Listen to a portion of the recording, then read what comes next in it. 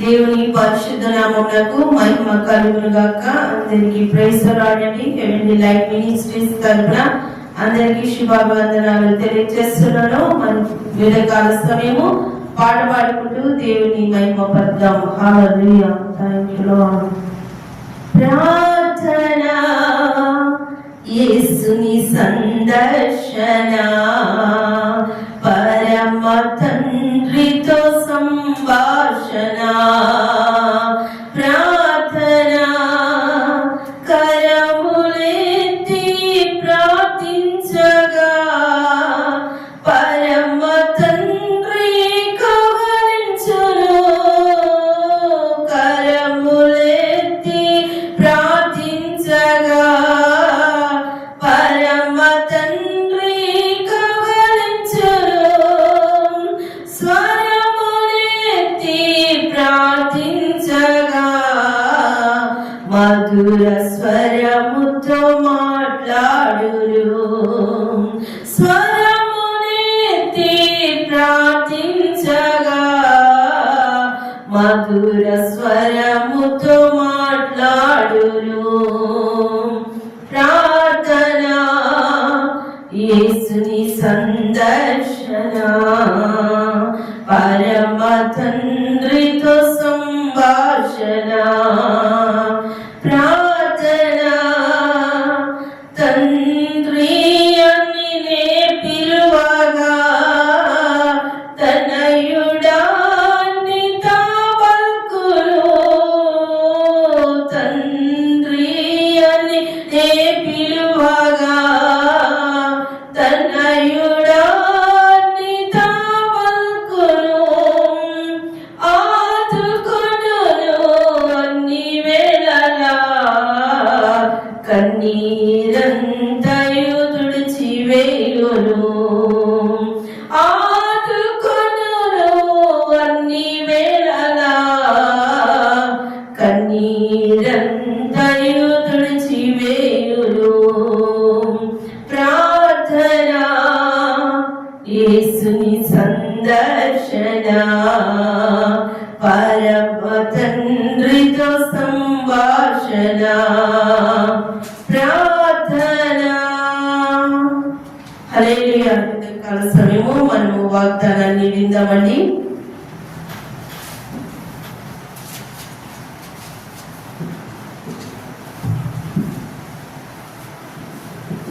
హల్లెలూయా. దేవుని నామము మహిమపరచబడును గాక. మరి జూలై మాసము 18వ దినమున దేవుడు తన వాక్యంతో మనతో మాట్లాడుతున్న మాటలు మనము చదువుకుందాం, ధ్యానించుకుందాం. కీర్తన గ్రంథము 20వ అధ్యాయము 5వ వచనంలో చివరి భాగము, నీ ప్రార్థనలన్నీ యెహోవా సఫలపరచును గాక. ఆమేన్, ఆమేన్. మన ప్రార్థనలన్నీ సఫలపరచబడును గాక. ఈ మాట మనము చదువుతున్నప్పుడు లేకపోతే ధ్యానిస్తున్నప్పుడు గొప్ప మనకి దృఢమైన నిశ్చయత, దేవుడు నా ప్రార్థన ఆలకించి వాటిని సఫలపరిచాడు అని. హల్లెలూయా. వాటన్నిటినీ నెరవేర్చాడు అని. సఫలపరచడం అంటే అర్థం ఏం తెలియజేస్తుందంటే నెరవేర్చడం, కార్యము సంపూర్తి చేయడం. హల్లెలూయా. ఇక్కడ మనం చదువుతున్న మాటలో మొదటి మాట మనం ధ్యానిస్తున్నాం ఏంటంటే, నీ ప్రార్థనలన్నీ. హల్లెలూయా. ఎన్ని ప్రార్థనలు చేసి ఉంటాం మన జీవితంలో? మన జీవిత ఆత్మీయ ప్రయాణములో వింటున్నారు కదా, ఆత్మీయమైన ఈ యాత్రలో ఎన్ని రకాలు ప్రార్థనలు చేయొచ్చు అంటే, ఎన్ని విధానాలుగా ప్రార్థన చేయొచ్చు అంటే మనం గమనిద్దాం. మొదటిగా మనం ఎన్ని రకాలుగా ప్రార్థన చేస్తామంటే, చాలా మంది ఆశీర్వాదం కొరకు ప్రార్థన చేస్తారు. చెప్పండి, దేని కొరకు ప్రార్థన చేస్తారు? ఆశీర్వాదం కొరకు. హల్లెలూయా. రెండవది, దేవుడు విమోచన కొరకు ప్రార్థన చేస్తారు, విడుదల కొరకు ప్రార్థన చేస్తారు. రెండో దానికోసం దేనికోసం చేస్తాం? ప్రభా మా కుటుంబాన్ని విడుదల దయచేయి, మా కుటుంబానికి విమోచన దయచేయి అని ప్రార్థన చేస్తాం. మూడవ అంశం ఏంటి అంటే, ప్రభా మా కుటుంబంలో ఉన్న ప్రతి వ్యక్తికి మంచి ఆరోగ్యము దయచేయి. చెప్పండి, ఏమని ప్రార్థన చేస్తాం? ఆరోగ్యము దయచేయని ప్రార్థన చేస్తాం. నాలుగవది మా చేతి పనిని ఆశీర్వదించు అని ప్రార్థన చేస్తాం. ఐదవది మేము వెళ్తున్న ప్రతి ప్రయాణంలో మాకు కావలసిన కాపుదల క్షేమము దయచేయమని ప్రార్థన చేస్తాం. ప్రతి ఒక్కరూ ఈ అంశాల కొరకు ఖచ్చితంగా ప్రార్థన చేస్తారు. హల్లెలూయా. ఇంకొంతమంది ఇంకొంచెం స్థాయి ఎదిగిన వాళ్ళైతే దేవుని ఆత్మతో నన్ను నింపు ప్రభా అని ప్రార్థన చేస్తారు. ఇంకొంతమంది అయితే ప్రభాని పరిశుద్ధాత్మ వరము నాకు దయచే ప్రభా అని ప్రార్థన చేస్తారు. మరి ఇంకొంతమంది అయితే ప్రభా నా ద్వారా అనేక మంది రక్షించబడాలి అని ప్రార్థన చేస్తారు. మరి కొంతమంది అయితే నేను సంఘాలు కట్టాలి, అనేకమైన సంఘాలు నిర్మించాలని ప్రార్థన చేస్తారు. మరి కొంతమంది అయితే నేను ఆశ్రయాలు పెద్దవారికి, విధవరాళ్లకు, పెద్దవారికి నేను ఓల్డ్ ఏజ్ హోమ్స్ కట్టాలనుకుంటున్నాను ప్రభా అని ప్రార్థన చేస్తారు. అంటే దేవుడు మానవులు ఎంతమంది ఎన్ని రకాల ప్రార్థనలు చేస్తున్నాడో ఆ ప్రార్థనలన్నిటిని ఏం చేస్తాడట? సఫలపరుస్తాడట. ఆమె గడిచిన సంవత్సరము నీవు ఏ ప్రార్థన చేసావో నీకు గుర్తులేదు. దేనికొక దానికోసం ప్రార్థన చేస్తుంటావు. నేను కూడా ఏదో ఒక అవసరతను బట్టి, పరిస్థితిని బట్టి ప్రార్థన చేస్తుంటాను. అది నేను మర్చిపోయి ఉంటాను. ఆ ప్రార్థన అంశమును, ఆ ప్రార్థన ఏమంటారు, ఆ రిక్వెస్ట్ ని నేను మర్చిపోయి ఉంటాను. కానీ దేవుడు నువ్వు చేసిన ప్రార్థన రిక్వెస్ట్ ని, అవసరతను మర్చిపోడది. ఆయన జ్ఞాపకం ఉంచుకొని, ఆయన దాన్ని గుర్తు చేసుకొని, ఏదో ఒక సమయమున, ఏదో ఒక ఫలానా తేదీన దేవుడు దాన్ని నెరవేర్చే దేవుడు అయి ఉన్నాడు. హల్లెలూయా. అంటే 2 years బ్యాక్ కావచ్చు, 10 years కావచ్చు, లేకపోతే 15 years బ్యాక్ కావచ్చు, నువ్వు ప్రార్థన చేసిన ప్రార్థన 15 years తర్వాత కూడా నెరవేర్చబడుతుంది. ఆమేన్. అంటే నీ ప్రార్థనలన్నీ ఏం చేయబడతాయంట? సఫలపరచబడతాయి. ఏది కూడా ఏమంటారు, విడవబడదు. చాలాసార్లు అనుకుంటాము ఇన్ని ప్రార్థనలు చేసినాము, ఇన్ని ప్రార్థనలో దేవుడు ఒక్క ప్రార్థనను నెరవేరుస్తాడా, దేవుడు ఒక్క ప్రార్థన ముగిస్తాడా అనే ఆలోచన మనకు రావటం సహజము. కానీ దేవుడు ఏమంటున్నాడు కీర్తనకారుడు, నీ ప్రార్థనలన్నీ సఫలపరచును గాక. అంటే 1 కాదు 2 కాదు, నీ జీవిత పయనములో, నీ జీవిత యాత్రలో, నీ జీవిత ప్రయాణంలో నువ్వు ఎన్నైతే ప్రార్థన చేస్తావో ప్రతి ప్రార్థన సఫలపరచబడుతుంది. ఆమేన్. నీ భర్త గురించి ప్రార్థన చేస్తే దేవుడు ఆ ప్రార్థన ఆలకిస్తాడు. నీ భార్య గురించి ప్రార్థన చేస్తే దేవుడు ప్రార్థన ఆలకిస్తాడు. నీ తల్లిదండ్రుల గురించి, నీ కుమారుల గురించి, కుమార్తెల గురించి, నీ అన్నదమ్ముల గురించి, నీ అక్కచెల్లెల గురించి, నీ ఇరుగు వారి గురించి, నీ స్నేహితుల గురించి, నీ శత్రువుల గురించి, ఎవరి గురించి ప్రార్థన చేసినా దేవుడు ఆ ప్రార్థనలన్నిటికీ జవాబు దయచేస్తాడు. ఆమె అంటే దేవుడు మన ప్రార్థన ఎలాగా నెరవేరుస్తాడో ఒకసారి ఆలోచిద్దాం. ఉదాహరణకు భూమి గుండ్రంగా ఉంటుంది కదా, ఎలా ఉంటుంది? గుండ్రంగా ఉంటుంది.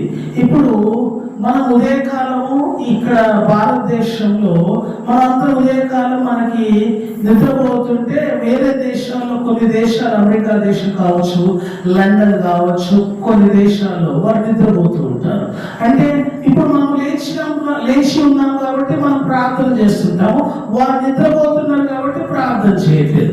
వారు లేచి ఉన్నప్పుడు మనం నిద్రపోతాము, మనం నిద్రపోతున్నప్పుడు వారు ప్రార్థన చేస్తుంటారు. గమనించండి. అంటే ఇప్పుడు దేవుడు భూలోకంలో 24 గంటలు, రైట్, 24 గంటలు ఆయన ప్రజలు, భూలోకంలో ఉన్న ప్రజలందరూ చేసే ప్రార్థన వింటూ ఉన్నాడు. వారి ప్రార్థనకు జవాబు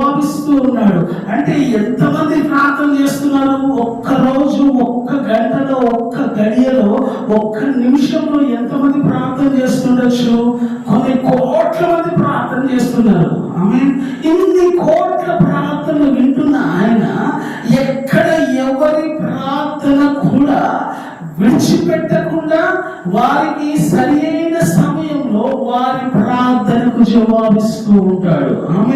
ఇప్పుడు నాకు ప్రార్థన నేను చేశాను, ఆయన సన్నిధికి చేరింది, ఆయన విన్నాడు, ఆలకించాడు. దాన్ని నెరవేర్చడానికి ఆయన తగిన సమయాన్ని నిర్ణయించేశాడు. ఆ సమయంలో ప్రార్థన అయిపోతుంది, అది సంపూర్తి చేయబడుతుంది. అంటే ఇప్పుడు మనము గమనించవచ్చు, ఒకసారి మనము ట్యాప్ ఆన్ చేసామనుకోండి, వాటర్ ట్యాప్, దాంట్లో నీళ్లు అట్లా వస్తూనే ఉంటాయి కదా. అంటే ఆ ట్యాప్ లో నీళ్ళున్నంత సేపు, ఆ ట్యాంక్ లో నీళ్ళున్నంత సేపు ఆ ట్యాప్ లో వాటర్ వస్తూనే ఉంటాయి. ఆ ట్యాప్ ఆన్ చేసినంత సేపు వాటర్ వస్తూనే ఉంటాయి. ఇప్పుడు భూలోకం నుండి పరలోకానికి మనుషులు బ్రతికి ఉన్నంత కాలము ప్రార్థన చేస్తూనే ఉంటారు. అంటే మనుషులు జీవిస్తున్నంత కాలం ప్రార్థన చేస్తూ ఉంటారు. ప్రార్థన అనేది ఎలా ఉంటుందంటే, ఇప్పుడు ఇట్లా ఆకాశంలోకి పరలోకంలోకి వెళ్ళిపోతూ ఉంటది. ఒకటి తర్వాత ఒకటి, ఒకటి తర్వాత ఒకటి వెళ్ళిపోతుంది. ఆకాశం నుంచి వర్షం పడుతున్నట్టు భూలోకం నుంచి ప్రార్థన వర్షంగా వెళ్తున్నాయి. భూలోకం నుంచి ఏమవుతున్నాయి? ప్రార్థనలు ఒక వరదలాగా వెళ్తున్నాయి. మనకి ఆకాశం వర్షం పడ్డప్పుడు మనం ఏమంటాం? వరదలు వచ్చేసినట్ట కదా. ఇప్పుడు దేవుడి దగ్గరికి మన ప్రార్థనలు ఎలా వెళ్తున్నాయి? వరదలుగా వెళ్తున్నాయి. ఆయన వాటన్నిటినీ వింటున్నాడు. హల్లెలూయా. నువ్వు బయట వర్షం పడుతుంటే నుంచున్నప్పుడు నువ్వు తడుస్తూ ఉంటావు. ఎంతసేపు నుంచోగలుగుతావు? 1 నిమిషం నుంచోగలుగుతావు, 2 నిమిషాలు నుంచోగలుగుతావు, అంటే 10 నిమిషాలు నుంచోగలుగుతావు. తర్వాత ఆ వర్షాన్ని నుంచోలేవు. మరి భూలోకంలో ఇంతమంది ప్రార్థన చేస్తుంటే ఆయన వింటూనే ఉన్నాడు, ఆలకిస్తూనే ఉన్నాడు. మనం అనుకుంటాము అసలు ఆ ప్రార్థన ఆలకించాడు అనుకుంటాము. కొన్ని కోట్ల మంది కొన్ని కోట్ల ప్రార్థన చేస్తుంటే దేవుడు ఏమంటే, నీ ప్రార్థన నీవు సఫలపరచబడును గాక. అంటే దేవుని దగ్గరికి ఒక సముద్రం వంటి ప్రవాహం కలిగిన నీరు వచ్చినట్టు భూలోకం నుండి పరలోకానికి ప్రార్థన వరద ఆయన దగ్గరకు వచ్చినా కానీ ఆయన చాలా సింపుల్ గా, చాలా తేలికగా వాటన్నిటికీ ఏం చేస్తుంటాడు? జవాబిస్తూ ఉంటాడు. మన వరదం వచ్చినట్టు తట్టుకోగలుగుతామా? మనకు ఒక పెద్ద తుఫాన్ వచ్చినట్టు తట్టుకోగలుగుతామా? తట్టుకోలేము. కానీ భూలోకంలో మానవులు చేసే ప్రార్థన ఆయన చాలా సింపుల్ గా ఏం చేస్తుంటాడు? సొల్యూషన్స్ ఇస్తుంటాడు, వాటికి రిప్లైస్ ఇస్తుంటాడు, వాటికి ఆయన ఏమంటారు? జవాబులు ఇస్తూ ఉంటాడు. వాటన్నిటినీ జరిగిస్తూ, నెరవేరుస్తూ, సఫలపరుస్తూ ఉంటాడు. కాబట్టి నీ సమయం వచ్చినప్పుడు నీ ప్రార్థన నువ్వు మర్చిపోయి ఉండొచ్చు, కానీ ఆయన దానికి ఆల్రెడీ రిప్లై ఇచ్చేసాడు. ఎగ్జాంపుల్ నా మాట చెప్పి నేను ముగించేశాను. ఒకసారి మీరు జీమెయిల్ ఓపెన్ చేయండి, ప్రతి ఒక్కరు మీ ఫోన్లో. ఎన్ని మెయిల్స్ వచ్చి ఉంటాయి? అన్ని మెయిల్స్ మీరు చదువుతారా? ఎవరు చదవరు. కంపెనీ మెసేజ్ వస్తాయి, ప్రమోషన్ మెసేజ్ వస్తాయి, ఏమంటారు స్కామ్ మెయిల్స్ వస్తుంటాయి, అందులో మన పర్సనల్ మెయిల్స్ వస్తుంటాయి, family mails, relatives, company office mails, ఇలాంటి వస్తుంటాయి. కానీ మనం ఏం చేస్తుంటాము? అవసరమైన వాటినే మెయిల్స్ ఓపెన్ చేస్తాం. కానీ దేవుడు ఏం చేస్తాడంటే, నీవు కూడా అనవసరమైన మెయిల్స్ అన్ని పంపిస్తూ ఉంటావు ఆయనకి. అంటే అది అన్నెసెసరీ మెయిల్ అన్నమాట. అవసరమైన మెయిల్ అంటే నీకు రిక్వెస్ట్, ఆ ప్రేయర్ లో, ఆ మెయిల్ లో సరైన ఏమంటారు ఆ ఇన్ఫర్మేషన్, నీ నీడ్, నీ ఏమంటారు ఏదైతే అవసరం ఉందో దానికి దేవుడు రిప్లై ఇస్తాడు. నువ్వు అన్ని మెయిల్స్ రిప్లై ఇస్తావా? 1,00,000 మెయిల్స్ నీ దాంట్లో ఉంటే 1,00,000 మెయిల్స్ రిప్లై ఇస్తావా? ఎన్నిటికి ఇస్తాడు? నీకు ఏదైతే ఇంపార్టెంట్ ఉందో, దేనికైతే రిప్లై ఇవ్వాలో దానికి మాత్రమే నువ్వేం చేస్తావు? రిప్లై ఇస్తావు కదా.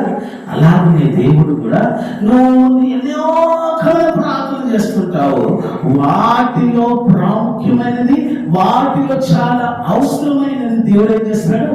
వాటిని పిక్ చేసుకొని వాటికి రిప్లై ఇస్తుంటాడు, వాటిని నీ దగ్గరికి తిరిగి పంపిస్తూ ఉంటాడు.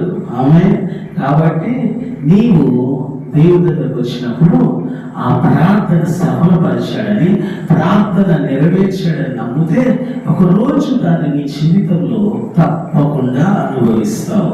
దేవుడి మాటలు దీవించిన గాక. ఆమె ప్రార్థన చేద్దాం. ప్రతి ఒక్కరు కళ్ళు మూసుకుందాం. ప్రభు సన్నిధిలో, ప్రభువా, ఈ ఉదయ కాలము విన్న వాక్యమును నేను నమ్ముతూ ఉన్నాను. మా ప్రార్థనలన్నిటినీ సఫలపరచాలని, వాటన్నిటినీ నెరవేర్చాలని, వాటన్నిటినీ చెల్లించి ఉన్నామని, వాటన్నిటినీ సంపూర్తి చేస్తానని నమ్ముతున్నానని విశ్వాసంతో ప్రార్థన చేద్దాం. పరిశుద్ధుడా, మా ప్రియ పరలోకపు తండ్రి, ఈ విన్న వాక్యము మా జీవితాల్లో నెరవేర్చబడిందని, సంపూర్తి చేయబడిందని, చెల్లించబడిందని నమ్ముతూ ఉన్నాం. ప్రతి ఒక్కరి జీవితాల్లో నీవు ప్రభువా ఒకానొక సమయంలో నీ సమయానుకూలంగా నీవు వారి జీవితాల్లో నీవు ప్రభా జవాబును దయచేయబోతున్నావు. అది గ్రహించిన వారమై సహనముతో, ఓర్పుతో ఎదురు చూస్తూ ప్రభా ఆ తన ప్రార్థనకు జవాబు పొందుకునేంత వరకు ఆ సహనము మాకు దయచేయమని అడుగుతూ ఉన్నాను. ప్రతి వాక్యము విన్న వారందరి జీవితాల్లో గొప్ప అద్భుతాలు, ఆశ్చర్యకార్యాలు జరుగునుగా కానీ ప్రార్థన చేస్తూ యేసు పరిశుద్ధ నామంలో అడుగుచూ వేడుకొనుచున్నాం మా ప్రియ తండ్రి. ఆమేన్. హల్లెలూయా. దేవుని నామాన్ని పరచబడుగాక. పాస్టర్ సాల్మన్ రాజ్ యూట్యూబ్ ఛానల్ని సబ్స్క్రైబ్ చేయండి, లైక్ చేయండి, షేర్ చేయండి. దేవుడు మనందరినీ దీవించును గాక.